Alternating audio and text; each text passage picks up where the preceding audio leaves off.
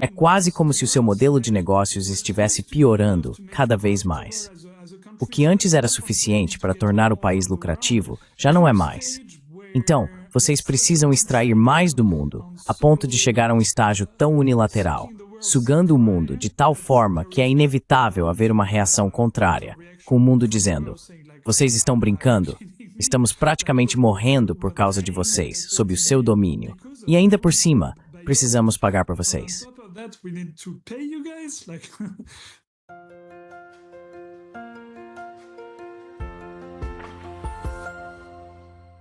Hello everybody. This is Pascal from Neutrality Studies. Olá a todos, aqui é o Pascal do Neutrality Studies e hoje estou novamente com Arnaud Bertrand, um dos melhores e mais profundos analistas políticos do Twitter X. Muitos de vocês provavelmente já ouviram aqui neste programa e em alguns outros. E se você ainda não segue o perfil dele no Twitter X, recomendo fortemente que faça isso. Ele sempre traz análises muito perspicazes, tanto em formatos curtos quanto longos, sobre a China e o mundo. Arnaud, estou muito feliz por tê-lo aqui novamente. Estou muito feliz por estar de volta. Obrigado. Obrigado, Pascal. Eu queria conversar com você, originalmente, há cerca de 2 semanas, sobre as tarifas e o tiro no pé que os Estados Unidos estão dando com elas. Mas muita coisa aconteceu desde então. Você poderia nos atualizar sobre como veio o desenrolar dessa questão das tarifas, especialmente em relação à China e ao Sudeste Asiático?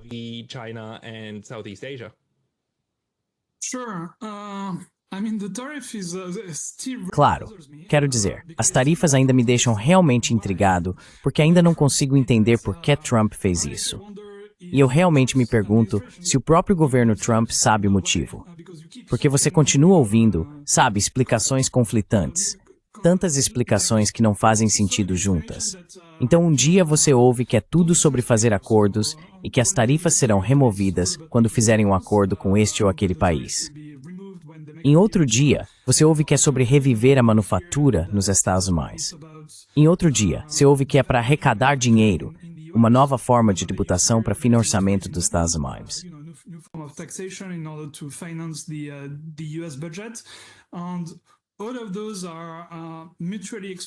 E todos esses pontos são mutuamente exclusivos, certo?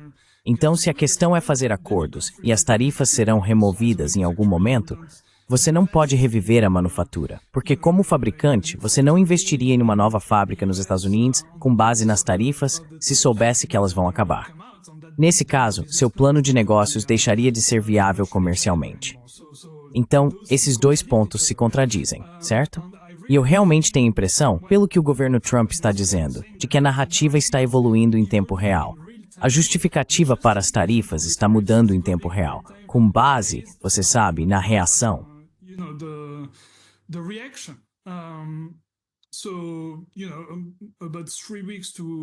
Então, há cerca de 3 semanas a um mês atrás, Scott Bessent estava dizendo que, graças às tarifas, eles poderiam estabelecer um grande cerco em torno da China. Essa era a justificativa dele na época. E você sabe, a Bloomberg fez uma grande matéria sobre isso. O plano era fazer com que o Japão, a Coreia do Sul, quero dizer, os vizinhos da China, devido à pressão das tarifas, concordassem com um acordo com os Estados Unidos, no qual os Estados Unidos removeriam as tarifas, e em troca, eles fariam menos negócios com a China, e assim, de certa forma, sufocariam a economia chinesa. Mas o que você está vendo acontecer é exatamente o oposto. Quero dizer, você está no Japão, então sabe como as coisas estão indo.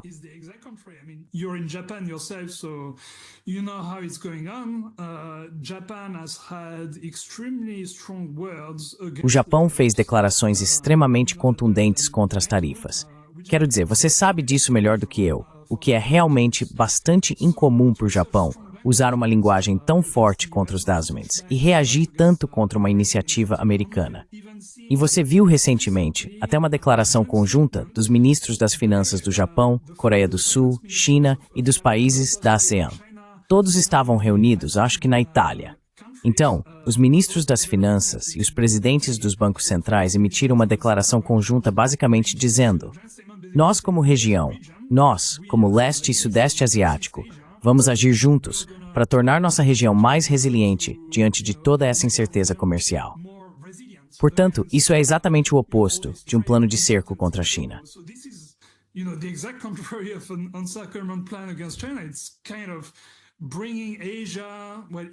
É meio que unir a Ásia, o leste asiático e o sudeste asiático, para se protegerem dos riscos vindos dos Estados Unidos.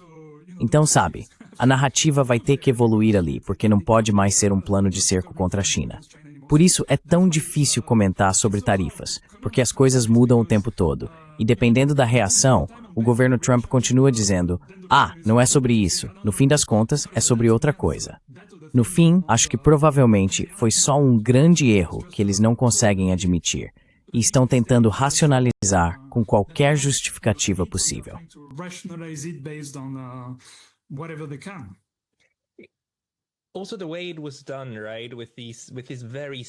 Além disso, a maneira como foi feito, certo? Com esse cálculo muito estranho, que foi uma estupidez desde o começo, e o fato de terem dito: vamos impor tarifas para todo mundo, porque eles nos exploram, porque temos um déficit comercial com eles. Mas você colocou 10% naqueles com quem você tem superávit comercial. Então, obviamente quero dizer, é simplesmente uma inverdade descarada. As declarações, o que levanta a questão, foi apenas um erro. Ou estamos sendo enganados, certo? E há um jogo de xadrez 3D ou 4D acontecendo. Mas como você apontou corretamente, até mesmo os japoneses agora estão altamente atentos.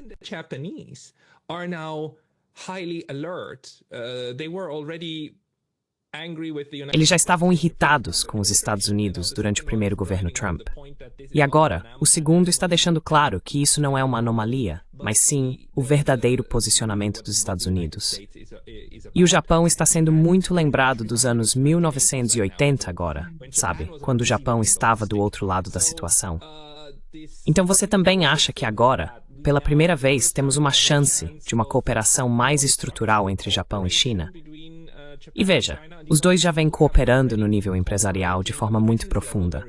Quer dizer, a China é o primeiro ou segundo parceiro comercial mais importante do Japão, certo? Acho que é a primeira. Provavelmente é a primeira opção. E a China sempre foi algo que o Japão tentou abordar de forma pragmática, mas cuidadosa, por causa dos riscos envolvidos, inclusive nas regulamentações locais. Mas você acha que podemos ver uma maior integração? Porque quando o TPP foi encerrado pelo Trump da primeira vez, o Japão meio que assumiu a liderança e continuou trabalhando nesses acordos comerciais. E há também um acordo comercial que inclui a China. Então, como você vê a situação do leste asiático evoluindo?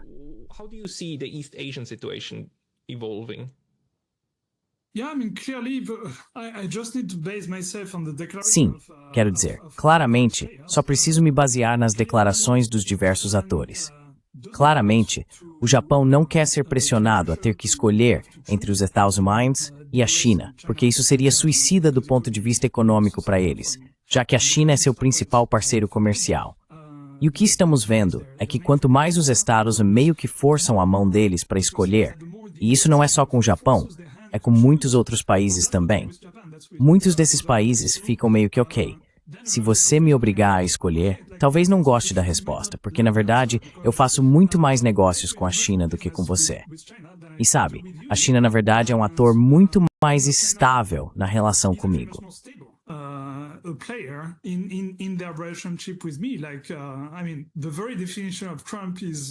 Quero dizer, a própria definição de Trump é instabilidade. De um dia para o outro, você não sabe o que esperar, certo? As políticas mudam a cada postagem dele no Truth Social. Ele pode inventar alguma coisa maluca amanhã e todo mundo precisa mudar toda a economia com base nisso. Não dá para lidar com isso como país. Não dá para lidar com esse nível de caos e incerteza. Então, é meio natural que os países queiram se proteger desse tipo de incerteza, especialmente quando do outro lado você tem a China, que é tudo menos imprevisível. É extremamente estável, com o mesmo governo há décadas, os planos de 5 anos. Você sabe exatamente onde eles estão, o que querem, o que vão fazer.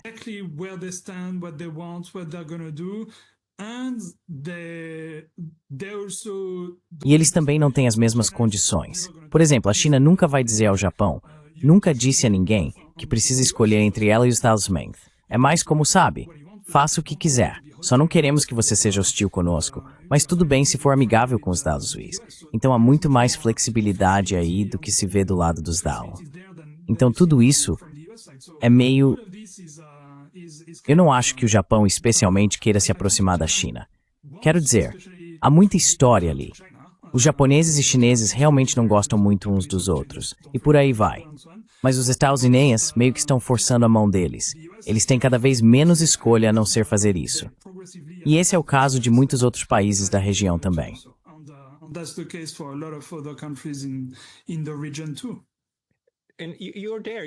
Você tá aí, tá na região.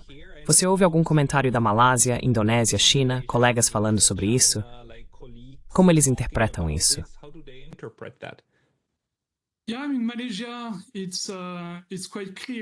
Sim, na Malásia está bastante claro que eles também estão se aproximando muito da China. Xi Jinping esteve aqui há apenas 2 semanas, se não me engano.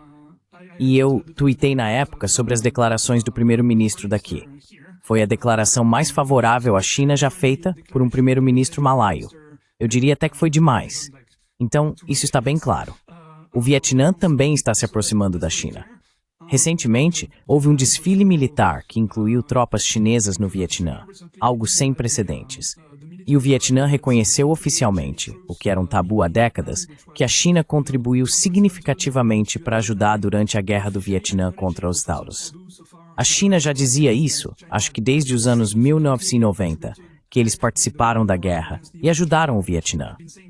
Mas você sabe, no Vietnã havia muito orgulho nacional, dizendo não, nós derrotamos os Estados Unidos sozinhos, e por aí vai. E uma guerra em 79 entre o Vietnã e a China. Quer dizer, as relações... Sim, exatamente. Sim, você está certo. Você está certo. Mas agora o Vietnã reconheceu oficialmente que 300 mil soldados do EPL estavam realmente lá lutando com eles durante a guerra do Vietnã. Então você está vendo muitos sinais em vários países de mais amizade, uma relação mais próxima com a China.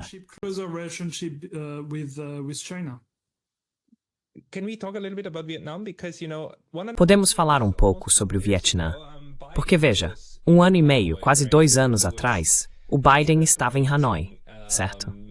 E ele estava comemorando essa nova parceria estratégica com o Vietnã e até apertando a mão de um dirigente do partido que, na época, estava nas trincheiras lutando contra os americanos. E sabe, parece que o governo Biden, além de tudo que já esqueceram, também esqueceu completamente que estão aqui tendo uma parceria estratégica com o Vietnã do Norte, certo? Atual Afghanistan Vietnamese Brown, it's der no Vietnã Norte. It's is felizes. North Vietnam, and they were all smiles and all happy, and it just shows the ridiculousness. E sabe, isso só mostra o quão ridícula, a completa insanidade que foi a guerra do Vietnã. Essa ideia de que, com esse regime esse regime nunca poderia ser um regime normal, e coisas assim, certo? Mas agora, 2 anos depois, temos a próxima administração, que basicamente atinge o Vietnã onde realmente dói. Quero dizer, não é coincidência que o Vietnã tenha sido o primeiro país a correr imediatamente para os Estados Unidos, porque sua dependência das exportações para o mercado americano é muito grande, já que eles são o polo de manufatura, certo? O que você ouve dos colegas vietnamitas sobre a situação deles agora?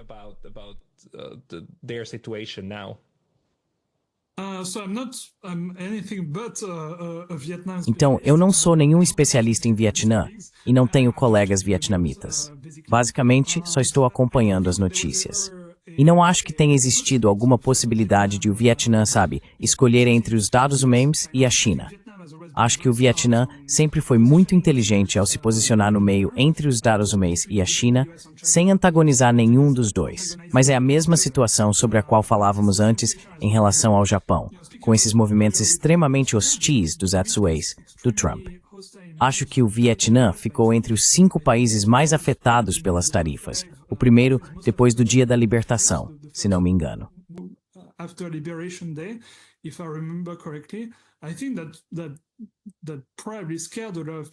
Acho que isso provavelmente assustou muita gente no Vietnã quando perceberam o risco inerente à exposição deles à economia americana, que um dia os Estados Unidos poderiam adotar medidas desse tipo e o impacto que isso teria na economia vietnamita. Então aposto que está havendo muita reavaliação estratégica no Vietnã, onde eles pensam, ok, temos um grande risco aqui e precisamos isolar nossa economia disso, não ser tão dependentes dos Estados Unidos e, provavelmente, das exportações em geral.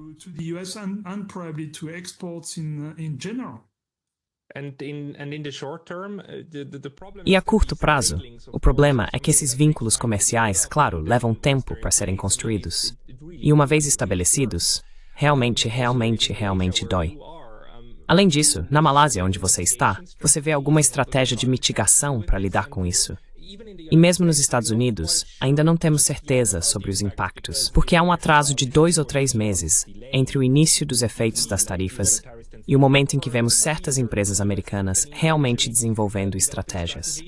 Quem foi Microsoft, que disse que vai aumentar os preços de seus dispositivos globalmente para compensar um pouco o impacto para o consumidor americano? Porque, na verdade, as tarifas só afetariam os Estados Unidos. Mas é possível mitigar isso, aumentando os preços em todos os lugares. Mas você vê estratégias que as empresas do Sudeste Asiático estão adotando no momento. Southeast Asian businesses are taking at the moment. Quero dizer, a estratégia maior, ao meu ver, que estamos vendo é o aumento do comércio com o mundo fora dos Estados, ou seja, aumentar o comércio dentro da região, tentar aumentar o comércio com a Europa, com a África e assim por diante, para reduzir a dependência do mercado americano. Na verdade, na semana passada, eu estava de férias na Indonésia e passei 5 dias em um barco com um grande amigo meu, que é diretor-geral de uma das maiores empresas de logística do mundo, uma das 3 maiores.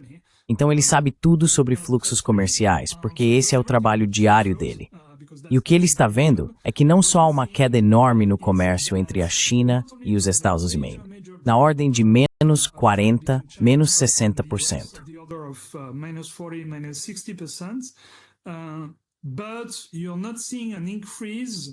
Mas você não está vendo um aumento, um contrapeso vindo de outros países. Seria de se esperar que o que os Estados Unidos deixam de importar da China passariam a importar do resto do mundo. Mas isso não está acontecendo. Pelo contrário, a queda no comércio com os Estados Unidos parece ser bastante generalizada. E o que ele está dizendo é que na Malásia existem diretrizes para não fazer isso especificamente. Eles não querem fazer isso. Eles não querem, que empresas chinesas limpem seus produtos na Malásia, tornando-os malaios e enviando-os para os Estados.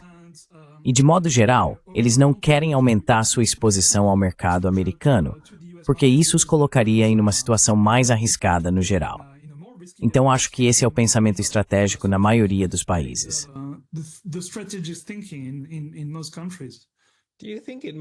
Você acha que pode acontecer realmente enfrentarem uma escassez séria de bens de consumo? Sabe, como prateleiras vazias? Isso é uma possibilidade.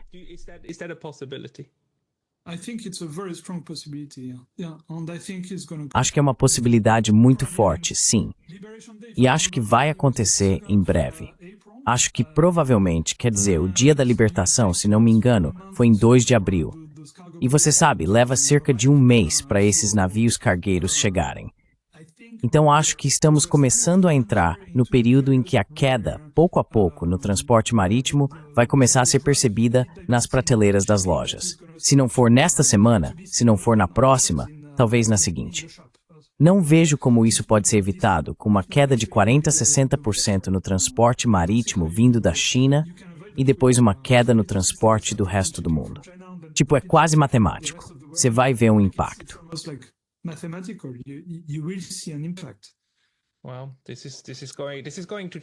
Bem, isso vai mudar alguma coisa. Quero dizer, se as pessoas lá na ponta realmente virem isso, se as prateleiras estiverem vazias...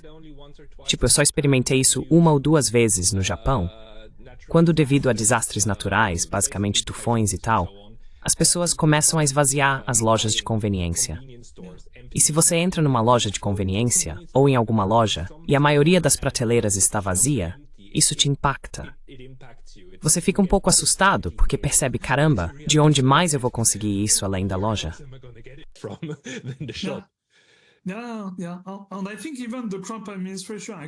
Sim, e eu acho que até mesmo o governo Trump reconhece que isso provavelmente vai acontecer.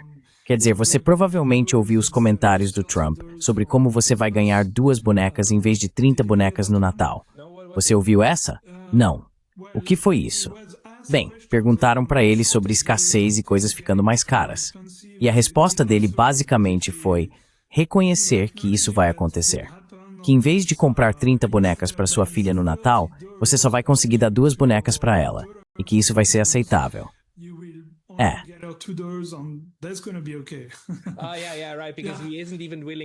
É claro, porque ele nem está disposto a dar uma isenção para os fabricantes de brinquedos. Quero dizer, ele até atinge o setor de brinquedos.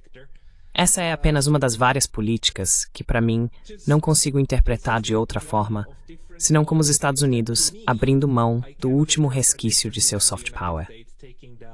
A outra questão sobre a qual gostaria de saber sua opinião é o que o governo Trump está fazendo com o setor de educação. Quero dizer, reprimindo os estudantes estrangeiros. Porque isso é algo que precisamos reconhecer.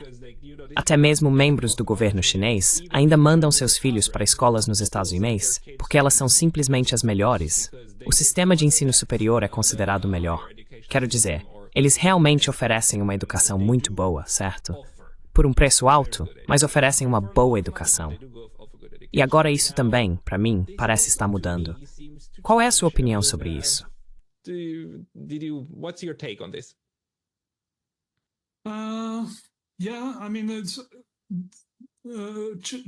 Sim, quero dizer, cada vez menos pais chineses estão mandando seus filhos para os Estados Unidos.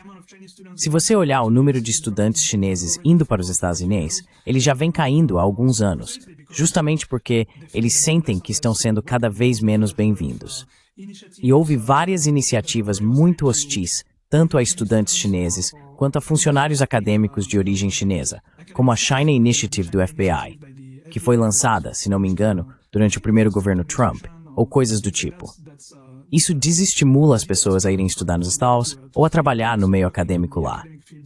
Ao mesmo tempo, as instituições acadêmicas chinesas estão ficando cada vez melhores.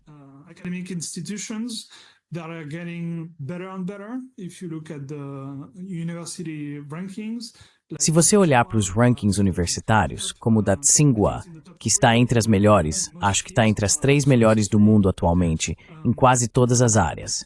Então realmente está no topo. E no geral, como acontece com todas as iniciativas do Trump e do governo Trump em geral, é bem difícil de entender. Eu gostei da forma como um estudioso chinês escreveu sobre isso. O nome dele é Koji Mao. Ele, na verdade, é um ex-aluno da Tsinghua que agora estuda em Harvard. E ele comparou isso tanto ao que Khrushchev fez na União Soviética quanto à Revolução Cultural na China. Então, a forma como ele comparou com Khrushchev é que Khrushchev estava muito determinado a mostrar que era diferente de Stalin. E por isso, fez todas essas reformas e afastou muitos funcionários importantes do governo Stalin e assim por diante. Ele realmente queria fazer uma ruptura total com a era Stalin.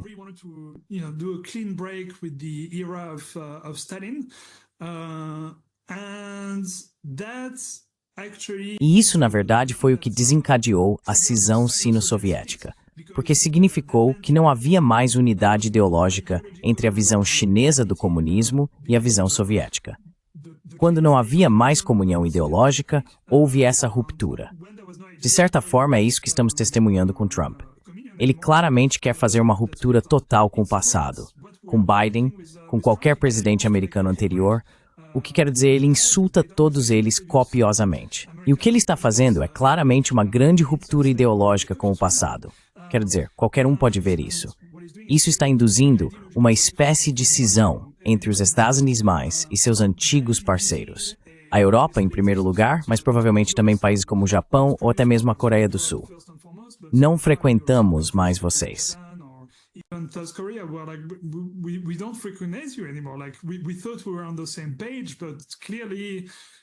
Achávamos que estávamos alinhados, mas claramente não. temos uma compreensão muito diferente do mundo em que deveríamos viver neste momento. Talvez, ironicamente, a China seja provavelmente hoje um defensor melhor dos princípios e da ideologia que os Estados Unidos costumavam defender. Por exemplo, quem está defendendo a OMC, a ONU, as regras internacionais e assim por diante? A China defende mais do que o Trump. Isso é bem factual de se ver. Então é realmente bizarro. Esse é um ponto. E depois houve a comparação com a Revolução Cultural, em que o que Mao fez na época foi trazer alguns outsiders para o sistema político e também tentou colocar a população do seu lado para lutar contra o sistema, contra as elites.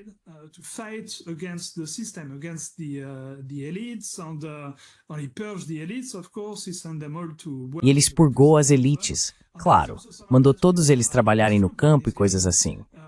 E há um pouco disso também com o Trump.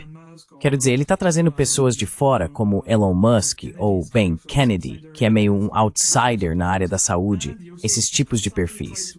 E ele também tenta constantemente conquistar sua base MAGA, falando diretamente com o povo, para que comecem um movimento que mude a América, como uma verdadeira revolução cultural de algum tipo.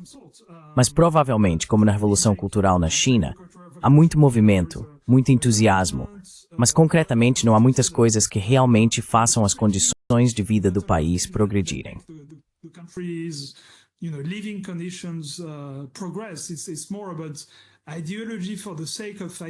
É mais sobre ideologia pela ideologia, para marcar uma mudança de patamar, do que sobre as mudanças em si, se é que isso faz sentido.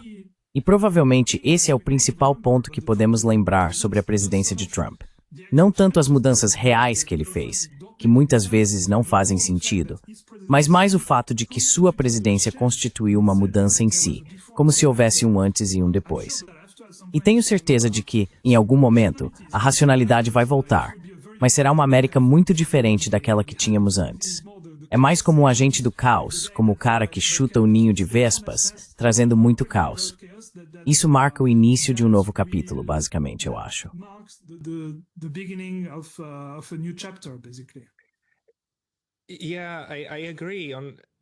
Sim, eu concordo. Por outro lado, eu sempre tenho em mente o argumento que o Brian Berlechik faz no The New Atlas, que é tipo, gente, esquece. É tudo uma encenação. Sabe, no geral, o que estamos vendo é uma continuidade da agenda de Obama para Trump 1, para Biden, para Trump 2. O que estamos vendo é um impulso constante, por exemplo, no caso da Ucrânia, para a militarização da Ucrânia e para o seu uso de diferentes formas, com diferentes narrativas. Mas isso também continuou durante o período Trump.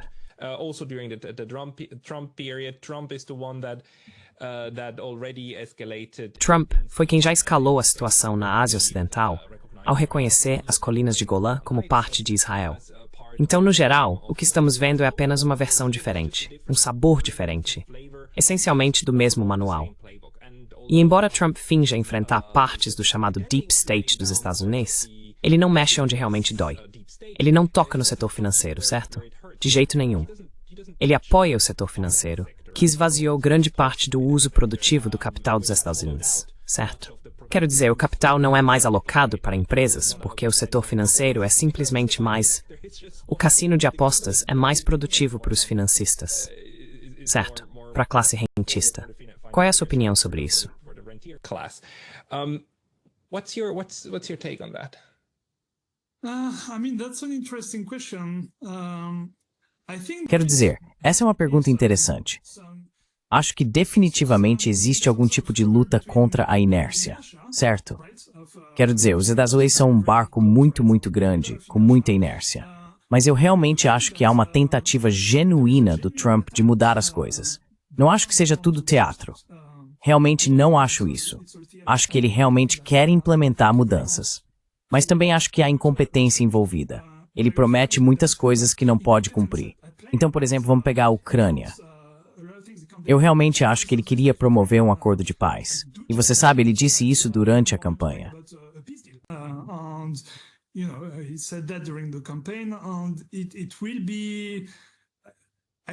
E eu não vejo como ele poderia ter dito, quero um acordo de paz agora, sem reformular isso, porque seria um grande constrangimento para ele. certo? Se ele não cumprisse, o que é o mais provável, então ele não teria dito isso. Ele não teria dito, vou resolver isso rapidamente, em 24 horas, e assim por diante. Acho que há uma intenção real ali.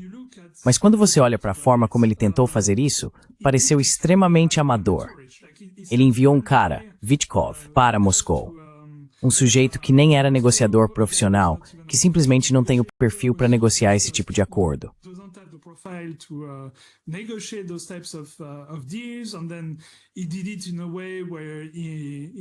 Então ele fez isso de uma forma que antagonizou fortemente os europeus, que, claro, passaram a ser totalmente contra o acordo. E então a Ucrânia também ficou contra o acordo, porque agora eles sabem que os europeus os apoiam e, portanto, têm margem para se opor ao acordo. Ele conduziu tudo de maneira extremamente incompetente, o que faz com que as coisas acabem não mudando e permaneçam como estão, com os Estados Unidos no final das contas, não conseguindo fechar um acordo e ainda tendo que apoiar a Ucrânia. Porque se ele não fizer isso agora, depois que o acordo provavelmente desmoronar, a Ucrânia vai entrar em colapso total, e isso vai parecer ainda pior para ele.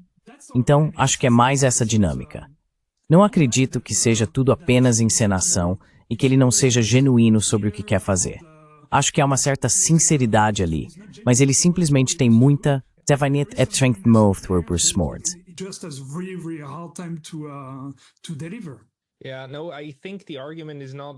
Sim, não. Eu acho que o argumento não é que ele não queira tentar mudar algo em relação à Ucrânia. O argumento é que isso não parte de um desejo real de colocar os Estados Unidos em uma posição mais pacífica. É mais assim, ok, os Estados Unidos bateram de frente com um muro. Agora você precisa lidar com esse fato, de alguma forma, e recuar um pouco para redirecionar suas forças para a Ásia Ocidental ou Oriental, certo? Porque o que realmente se precisa se enfrentar simplesmente em vista outra. Is actually cracking down on the military industrial complex. The Trump has been cracking down on USAID. Trump tem reprimido a USAID, tem reprimido algumas dessas instituições de ajuda, mas aí não sabemos de onde isso está vindo. Se é apenas ele achando que os Estados Unidos estão jogando dinheiro fora com ajuda, ou se é realmente a Tulsi Gabbard dizendo para ele, olha, essas operações de mudança de regime têm sido muito ruins para nós, e ele realmente vai atrás disso. Mas o complexo industrial militar, a máquina que cria o incentivo para os Estados Unidos tentarem usar o máximo de sua capacidade militar, esse ficou intocado, assim como o setor financeiro também ficou intocado. Então, de certa forma, os pilares do Império Americano no mundo ainda estão muito de pé. Então eu me pergunto.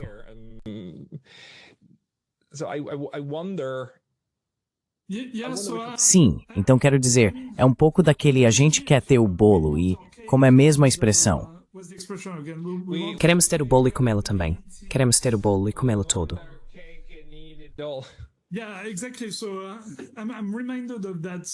Exatamente. Isso me lembra daquele artigo que um dos principais conselheiros econômicos do Trump escreveu. Acho que o nome dele é Steve Mirren. Sei que o sobrenome é Mirren, não lembro se o primeiro nome é Steve. Enfim, ele escreveu um artigo extenso, quase acadêmico, tentando explicar a teoria econômica do Trump. Ele focou especialmente no dólar como moeda de reserva. O que ele dizia é que queremos manter o dólar como moeda de reserva, mas também achamos que isso é um fardo. E por ser um fardo, então, vocês, o mundo coletivamente, todos os outros países, precisam pagar por isso, pagar pelo uso do dólar, nos remunerar por esse fardo, e é por isso que colocamos as tarifas e tudo mais.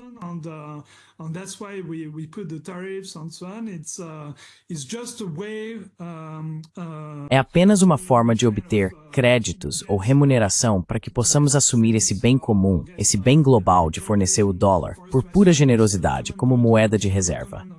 Então, isso me parece tão bizarro, porque o dólar como moeda de reserva é o que o ex-presidente Valéry Giscard d'Estaing costumava chamar de privilégio exorbitante. Como você disse corretamente, é um dos fundamentos do poder dos Estados Unidos. É o motivo pelo qual eles podem impor todas as sanções. É assim que controlam as finanças mundiais. É o motivo pelo qual podem ter um déficit comercial tão grande. Porque o que é o déficit comercial? No fim das contas, são países enviando seus produtos para os Estados Unidos. E os Estados Unidos, em troca, lhes dão pedacinhos de papel com as cabeças de presidentes que eles imprimem de graça, certo? Those paper with the heads of presidents that they print for free, right? Like, essentially, because Basicamente porque o dólar é a moeda de reserva mundial, muito do que os Estados Unidos importam do resto do mundo sai praticamente de graça para eles, já que podem imprimir quantos dólares quiserem e não vão enfrentar uma crise de liquidez. Apresentar isso como um fardo que eles precisam suportar de alguma forma e dizer que isso significa que o resto do mundo está se aproveitando deles, isso é bizarro, né? Então existe esse tipo de dualidade, onde há algum entendimento sobre os fundamentos do poder dos Estados Unidos. Tipo, sim, o dólar como moeda de reserva é muito importante para nós. Mas ao mesmo tempo, eles também veem isso como um fardo. Então é estranho. so it's strange. It's highly confused. It's highly Yeah. confused. Tá tudo muito You know, the confuso. situation is even Tá worse tudo muito because confuso. they don't even E você sabe, a situação é ainda pior porque eles nem enviam mais as notinhas com as fotos dos presidentes para o exterior. Agora é basicamente uma entrada em uma planilha de um banco americano, geralmente, certo? Exatamente. Em troca de coisas reais que você possui e que criam a riqueza material. Exatamente. Mas isso anda junto com todas essas outras interpretações bizarras do que está acontecendo. Quero dizer, agora já sabemos sobre a guerra por procuração na Ucrânia. E, aliás, vou fazer um programa sobre isso. Vou parar de chamar de guerra por procuração. Vou chamar de guerra de implementação. calling it a proxy war. I will call it an implementation war, because proxy wars are between Porque guerras por procuração são travadas entre exércitos de procuração das superpotências. Neste caso, a Ucrânia está sendo o parceiro de implementação, ou a vítima de implementação, de uma estratégia de longa data contra a Rússia, e também, de certa forma, comandada. Sabemos, o New York Times nos contou em 2 artigos, sabemos agora, que isso foi até mesmo coordenado pelos Estados Unidos a partir da Alemanha, certo? E isso resolve um grande problema, o problema da guerra do Vietnã, que foi o fato de que no final os Estados Unidos tiveram que recuar porque perderam pessoas demais, certo? Dinheiro é uma coisa, mas perder vidas é outra. Então, os Estados Unidos tiveram que descobrir como usar seu dinheiro para conseguir que outros derramassem sangue. who use its treasure in order to get blood of others, and that's the Ukrainians. It was the Afghans before, during E esses são os ucranianos. Antes, nos anos 80, eram os afegãos, e agora é a Ucrânia. Mas agora os Estados Unidos até exigem pagamento da Ucrânia, tendo feito seu parceiro de implementação executar essas políticas. Então, de certa forma, isso está se tornando muito óbvio agora, a truculência dessas políticas, enquanto outras administrações tentavam esconder isso, certo? Elas tentavam esconder isso sob toda aquela linguagem bonita do liberalismo, neoliberalismo, neoconservadorismo, valores e assim por diante. E o Trump, ao abandonar o discurso sobre valores, isso não nos dá de fato um pouco mais de clareza sobre a situação? a bit more clarity about the situation, in fact. Maybe, maybe one way of seeing it is that Talvez. it's basically Quero dizer, talvez uma forma de ver isso seja que, basicamente, estão tentando extrair o máximo possível do mundo. Então, como você estava dizendo, é nesse processo de implementação, guerra, que eles estão usando os ucranianos para enfraquecer, pelo menos esse é o objetivo, enfraquecer os russos, como fizeram no Afeganistão e assim por diante. whereas in the Enquanto na guerra do Afeganistão isso já era suficiente. Quero dizer, eles eram gratos aos soldados afegãos, aos mujahideen e tal, por fazerem o trabalho sujo, escath esta. to do their dirty work for them, now they want even more. They want some sort of Eles querem algum tipo de retaliação dos ucranianos por isso. Então, é quase como se o seu modelo de negócios estivesse piorando cada vez mais. O que antes era suficiente para tornar o país lucrativo já não é mais, e por isso vocês precisam tirar mais do mundo, até chegar a um ponto em que fica óbvio demais que é tudo unilateral. Vocês estão sugando tanto do mundo que é inevitável haver uma reação contrária, com o mundo dizendo: vocês estão brincando? Estamos morrendo efetivamente por causa de vocês, sob o seu domínio, e ainda por cima temos que pagar para vocês? Tipo, é isso mesmo. yeah. Europe. I mean, the Europeans are the ones who Sim. haven't yet said, Europa. Quero dizer, são os europeus que ainda não disseram Já tivemos o suficiente, de verdade. Eles disseram que estão irritados com os Estados Unidos e com Trump, mas veja o caso do Nord Stream. Os alemães poderiam a qualquer momento retomar o Nord Stream, e os europeus poderiam simplesmente abrir uma investigação adequada. Eles ainda não fazem isso, ou ainda não nos contam os resultados. Sabemos que suecos e dinamarqueses investigaram, mas eles não nos dizem o que descobriram.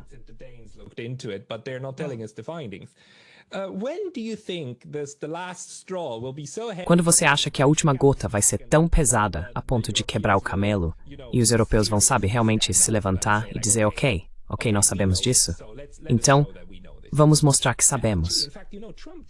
Na verdade, você sabe, o Trump outro dia estava brincando no Salão Oval sobre o Nord Stream, e eles estavam meio que rindo disso. É tipo, não bem, nós sabemos, mas sim, quero dizer, todo mundo sabe. Foi um momento tão constrangedor, o mais constrangedor, especialmente para a Alemanha. E eles não chegaram ao ponto de dizer, ok, vamos mostrar do que se tratava isso.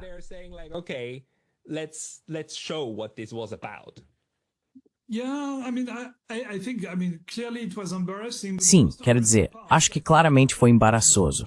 Mas a parte mais embaraçosa, na minha opinião, na época, do ponto de vista da Alemanha, teria sido admitir que os caras que eles consideram parceiros, com quem lutam lado a lado, são os mesmos que fizeram isso. Então, o constrangimento para eles não foi tanto pelo fato de que sua infraestrutura crítica foi destruída, quero dizer, isso é ruim, mas pelo fato de que foi o amigo deles que fez isso, aquele que eles querem apresentar como amigo, certo?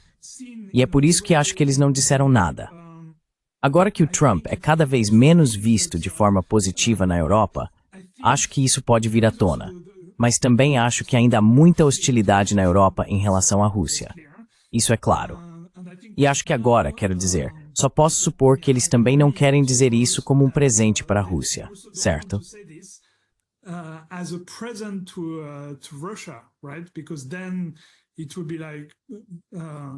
Porque então seria como decretar uma ruptura, talvez uma ruptura definitiva, dentro do Ocidente, dizendo, ok, os Estados Unidos realmente cometeram um ato de guerra contra nós. Isso é muito sério. Seria como se você estivesse divorciado. Primeiro você se separa por um tempo, mas ainda tem esperança de que possam voltar a ficar juntos. Mas uma vez que você diz, na verdade, meu marido tentou me matar ou me estuprar, ou algo assim, uma vez que você admite que aconteceu algo realmente grave, aí é uma ruptura definitiva e você vai se divorciar. Não há como voltar atrás depois disso. Então acho que essa é a visão. É o que suponho, que eles não querem ir tão longe, porque aí não há como escapar do fato de que o divórcio será definitivo.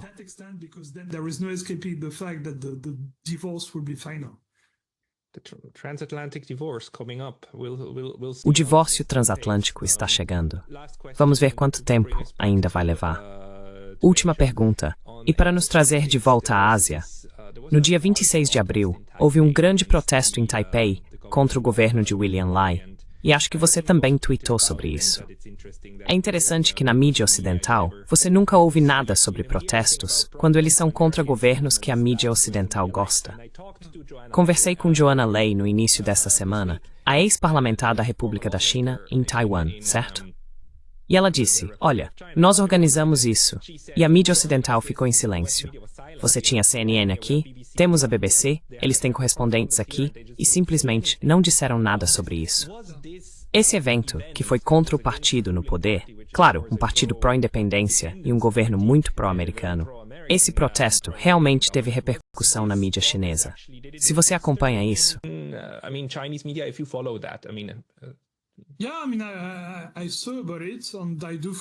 Sim, quero dizer, eu vi isso e também sigo bastante taiwaneses.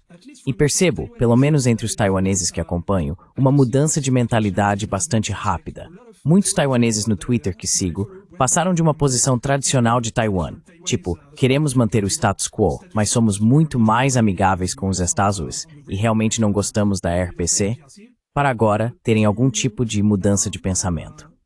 Primeiro, a resposta da China, da RPC, ao ataque terrorista foi, na minha opinião, amplamente admirada em Taiwan, até mesmo entre a população taiwanesa que normalmente é hostil à RPC, especialmente em contraste com o próprio governo deles, porque todo mundo pode ver que é hostil. E no começo, foi quase tão hostil com Taiwan quanto com a RPC. E o governo taiwanês, eles foram bastante patéticos.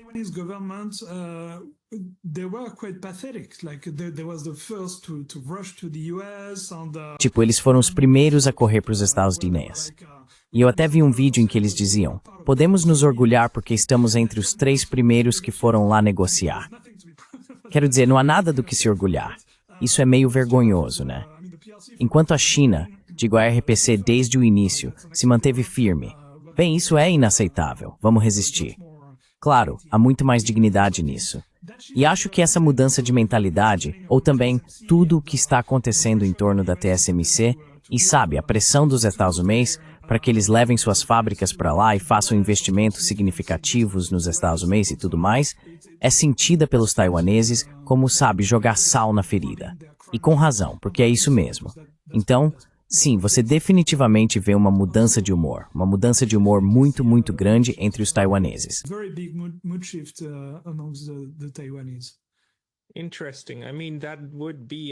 Interessante.